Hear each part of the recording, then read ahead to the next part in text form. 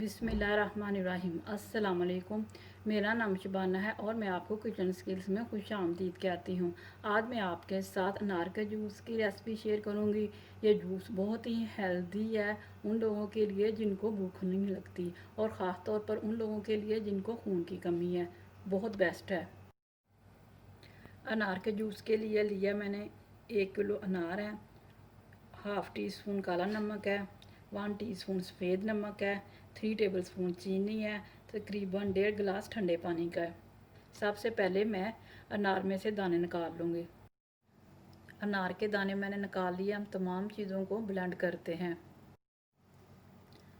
अनार के दाने डाल दिए,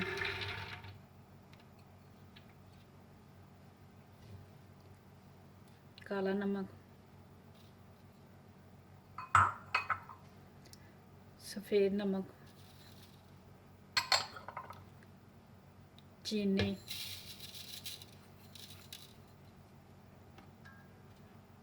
पानी।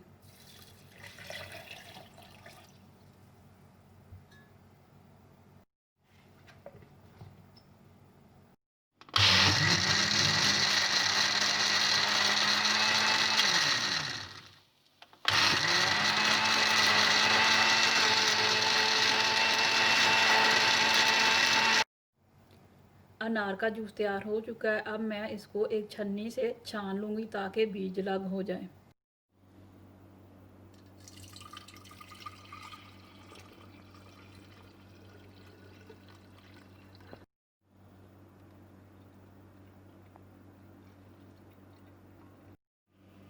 अनार का जूस तैयार हो चुका है। बहुत ही हेल्दी जूस है।